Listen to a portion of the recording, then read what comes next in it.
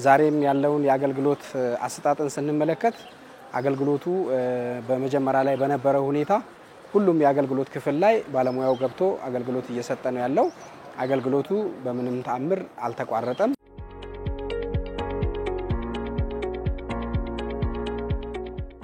ፊት የነበረውና አሁን ያለው አገልግሎትን በተመለከተ እንደ ሆስፒታላችን እንደውም አሁን ከበፊቱ በተሻለ ሁኔታ አገልግሎቱ ክትትል እየተደረገበት እየተሰጠ ነው ያለው። በድንገተኛ ክፍልም በጽኑ ህሙማን በአስተኝቶ ህክምና በተመላላሽ ህክምና ጠቅላላ አገልግሎቱ እየተሰጠ ነው ያለው።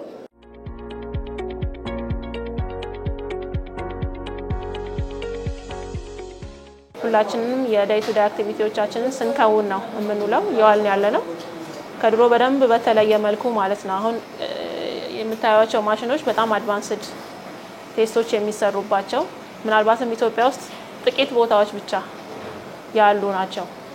ያለ ማሽን ነው ገዝተን አገልግሎት እየሰጠን ያለነውና ከ300 በላይ ምርመራዎችን ይሰራል። ተመላላሽ ህክምና ስፔሻሊቲ ሰርቪሶችን ጨምሮ ሙሉ ለሙሉ በሚያደርጃ አገልግሎት እየሰጠን ነው። የመጡ ታካሚዎች አገልግሎታቸውን አግኝተው እየተመለሱ ነው ያሉት።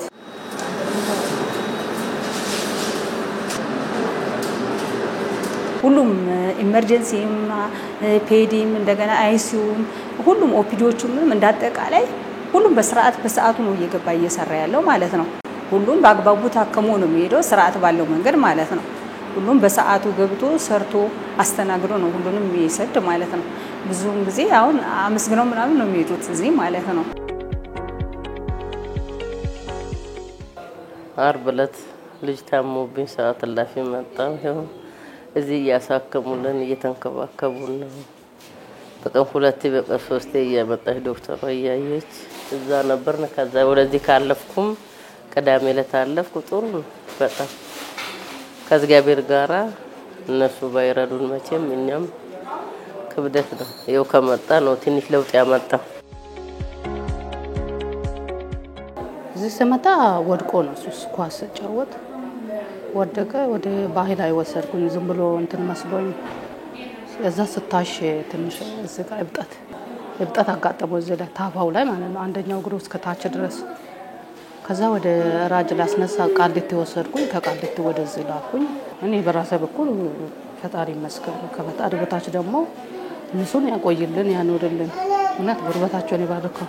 ለምን ሌሊት ራሱ አሁን ይሄን ሰሞን ነው ትንሽ እንትን ያልኩት ሌሊቱ ላይ ሄጄ ጣራለሁ እንዲስወራጭ የሆነ በቃ የመጀመሪያው ነው ደግሞ እንደዚህ ሆስፒታል ስተኛና እንደዚህ ክፉ እንትን ላይ ያልደረሰም ይሄ ከፋና ያው እዚህ መጣ ነው ፈጣሪ ፍቃድ በእነሱ ገዛ ተመስገን። ልጄና ሞይብኝ ነው እና የሚሰጠው ሽሮፕም እያዩ እየመጡ እነሱ ናቸው እያዩ እንትን የሚያረጉት። ቀን በቀን ነው ያው እየመጡ ማታም ይመጣሉ ጧትም ይመጣሉ እየመጡ ነው ትሪት እያረጉት እየወጣሉ እና ለውጥ አለው ይጫወታል። በፊት እብጠት ነበረው በጣም እብጠት ነበረው ሰውነቱ የማበጥ ነገር ነበረው። አሁን እብጠቱም እየቀነሰ ነው። ከልየታ ክፍል ከበር መግቢያው ከልየታ ክፍል አንስቶ ድሮ 12 ሰዓት ላይ ነው አገልግሎት የሚጀምረው። ሳምንቱን ሙሉ በ12 ሰዓት ላይ ነው አገልግሎት እየተጀመረ ያለው። እዛ አካባቢ ላይ ልየታውን ጨርሶ ወደ ሁሉም አገልግሎት ክፍል አካባቢ ላይ 550 እስከ 600 አካባቢ የሚደርሱ ፔሸንቶችን በየተለያየ አገልግሎት ምናምን ያሰራጫሉ። ይሄ ማለት ለተመላላሽ ህክምና ማለት ነው። በተጨማሪ ደግሞ ማዋለጃ ክፍል፣ ኦፕሬሽን ክፍል፣ ሌሎች የአስተኝቶ ህክምና ክፍሎች፣ ላቦራቶሪ፣ የራዲዮሎጂ ዲፓርትመንት የምንለው አልትራሳውንድ፣ ሲቲ ስካን እነዚህ ሁሉ በፊት በነበረ ሁኔታ አገልግሎቱን እየቀጠለ ያለበት ሁኔታ ነው ያለው።